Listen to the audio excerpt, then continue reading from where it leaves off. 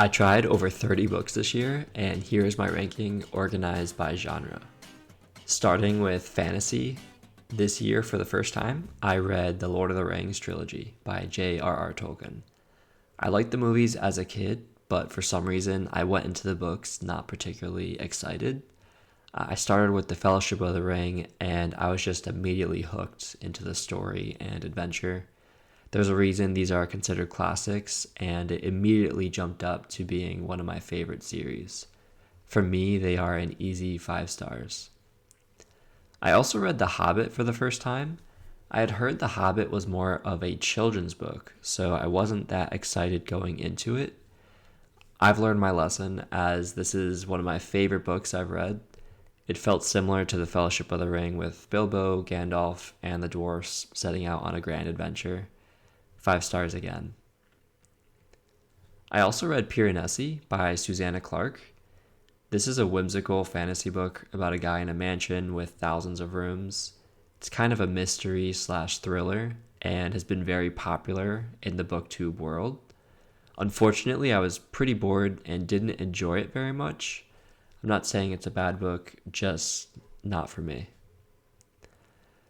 I also read the first 2 books of the Dungeon Crawler Carl series by Matt Dinniman.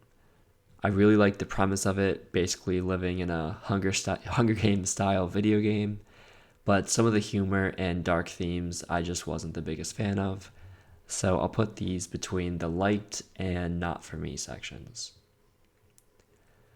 Next is the Zombie Survival Guide by Max Brooks.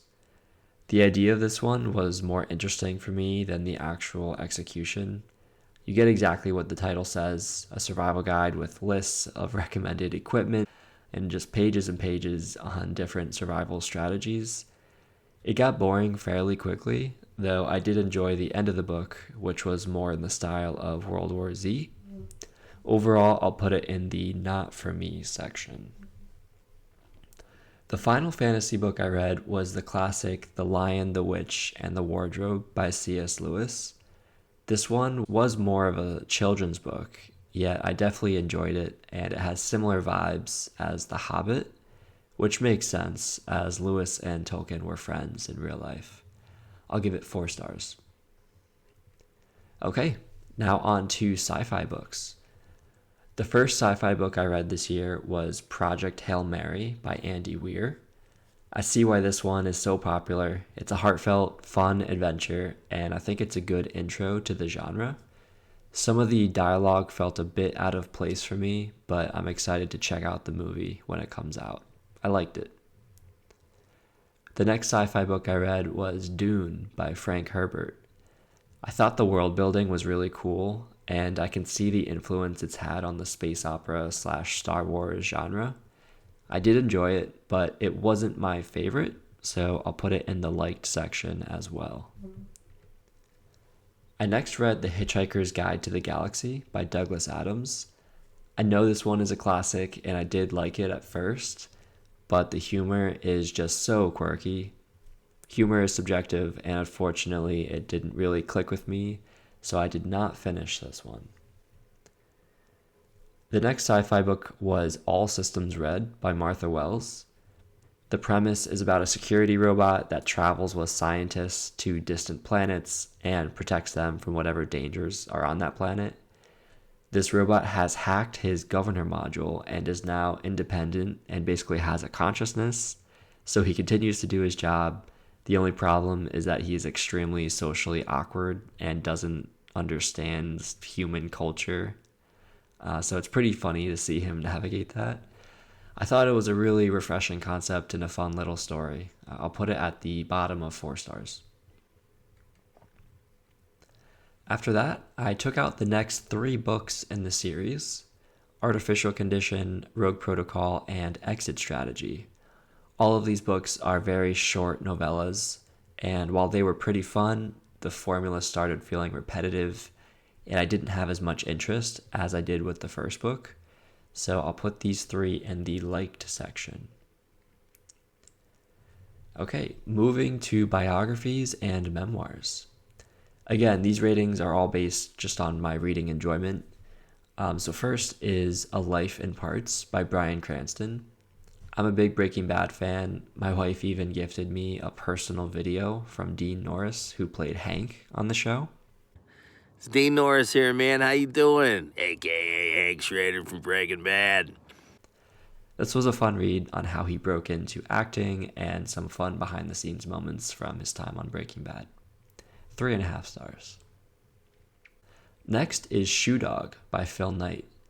This was a very engaging read about the founding of Nike.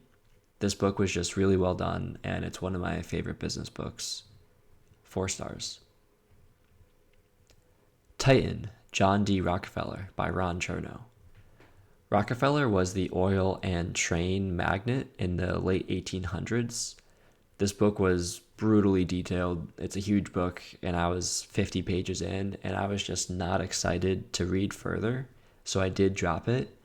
But if this is a topic of interest for you, it does seem like a very well-researched book. Next is Yearbook by Seth Rogen, and I can only blame myself for this one. The humor is very similar to his movies, which in general aren't really my favorites. So that's where I'll rank this one, kind of not for me. But if you love his movies, you know exactly what you're getting into, and you'll probably really enjoy this book. Next is The Storyteller by Dave Grohl. So Dave was the drummer for Nirvana, and he's the frontman for the Foo Fighters, two very influential rock bands. It was cool to see how he broke into the music industry, and if you're a big fan of either of those bands, this book is certainly for you. I enjoyed reading it, so I'll put it in light. Steve Jobs by Walter Isaacson. This is a realistic portrayal of the history of Jobs. I think it does a good job balancing showing the amazing stories of Apple while also showing his flaws as a person. He had a huge impact on many industries, from computers and smartphones to the movie industry with Pixar. Definitely a fascinating read on the history of these companies, and I'll put it in the 4 stars section. Okay, this next section is nonfiction excluding biographies. First up is The Big Short by Michael Lewis. This is about various people who predicted the Great Recession in 2008 and shorted the stock market. I would actually recommend watching The Big Short movie before reading the book, and if you like the movie, this is an easy recommendation. 5 stars, probably my favorite business book. I next read Flash Boys by Michael Lewis. This is written by the same author. It's an interesting read about hedge funds and high-frequency trading. I definitely enjoyed it, but it didn't hit quite the same as The Big Short, so I'll put it in the liked section. Thinking Fast and Slow by Daniel Kahneman. This is a book about understanding how humans think. Unfortunately, I felt a bit bored early on and decided to drop it, but I might try it again in the future. The Wager by David Grann. This story felt like a movie. From shipwrecks and naval battles to fighting for survival on an island, just turning into a real-life version of Lord of the Flies. I finished this book in a couple days, and I really couldn't put it down. Easy 5 stars for me. Okay, this last section will be for more general fiction. First up is 11/22/63 by Stephen King. This story was really well written. It's more of a historical fiction as opposed to being scary, though some moments were still a bit dark for my taste. It's a very long book as well. I'll put it in the middle at light. And Then There Were None by Agatha Christie. This is the best-selling crime novel of all time, and the concept is that 10 strangers are lured to a house on a private island. One by one, they start dying in mysterious ways, and they realize someone there is trying to take revenge on them for things they've done in the past. So now the question, is this maniac hidden on the island somewhere, or is this person one of the 10 strangers among them, pretending to be scared? The mystery and tension of this book was just palpable, and I'm so impressed that it was published in 1939 because the concepts feel very modern. I'll rate this at 4 stars. I next read The Murder of Roger Ackroyd by Agatha Christie. This is more of the classic whodunit, like Sherlock Holmes or Columbo. A famous detective comes in to solve a murder, and it's interesting to see the small details he picks up to find the culprit. I liked it, though I think I would enjoy seeing it as a play even more. 3 stars. Treasure Island by Robert Louis Stevenson. This is a classic swashbuckling adventure with a kid finding himself on a journey with a bunch of pirates.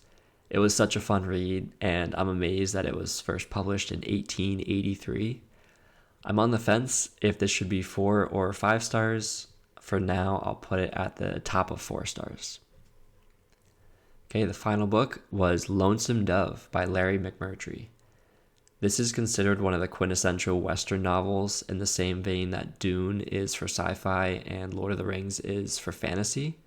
If you can only read one Western book, this might be the one to choose. It's about a group of cowboys traveling from Texas to Montana with their herd of cattle. So overall, this is a very moving, heartfelt adventure, and I'll put it at 4 stars.